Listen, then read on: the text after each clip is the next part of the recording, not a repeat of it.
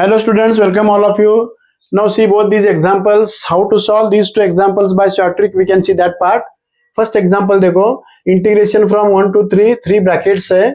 इस 3 ब्रैकेट में से लोअर लिमिट 1 और अपर लिमिट 3 के बीच में 2 middle number.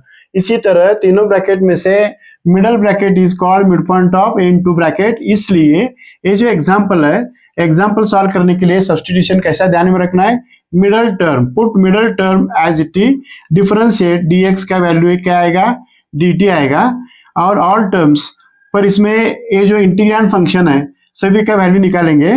x minus one का वैल्यू यहाँ पे x का वैल्यू क्या आएगा, t plus two, means t plus two minus one आएगा.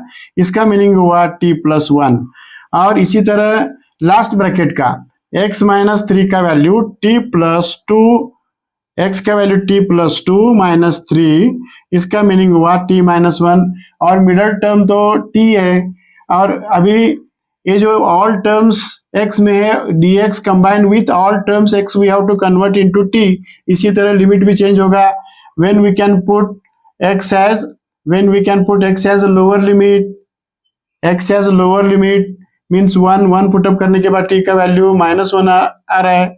और x का वैल्यू अपर लिमिट 3 रिप्लेस करने के बाद इसका वैल्यू प्लस वन आ रहा है.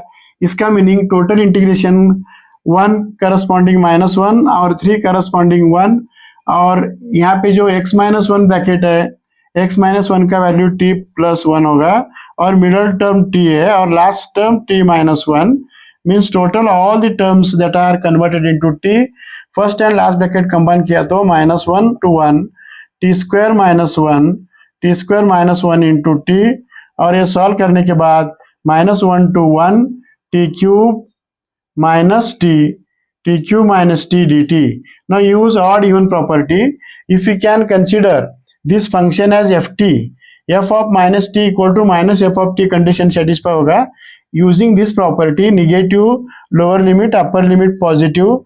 इस रूल से यहाँ पे जो इंटीग्रैंड फंक्शन आया है T cube minus T, it is odd function. Using that property solve करने की जरूरत नहीं है, टोटल फंक्शन ऑड आ रहा है. Using this property answer is 0. पर इसका answer means D is the correct one. पर इसी तरह नेक्स्ट देखो, next example odd even property पे ऊपर एग्जांपल है वो. पर यहाँ पे जो इंटीग्रैंड फंक्शन निगेटिव और positive, integration from lower limit negative और upper limit positive, it is odd, means इसका आंसर 0 आएगा. x और cos x में से cos तो पॉजिटिव आएगा, पर यहाँ पे निगेटिव आएगा. माइनस x पूरा फंक्शन ऑड में जाएगा और ये भी ऑड में जाएगा. और सिर्फ एक ही बाकी 0 0 0 और लास्ट वन एक ही function minus pi by two to pi by two dx. इसका आंसर आएगा x from minus pi by two to pi by two, upper limit minus lower limit. इस करने के बाद इसका आंसर आ रहा है पाई. इस तरह शॉर्ट ट्रिक से एग्जाम्पल सॉल्व करना है. Again I am telling, this is odd function, answer 0. This is odd function, answer 0. This is odd function, answer 0.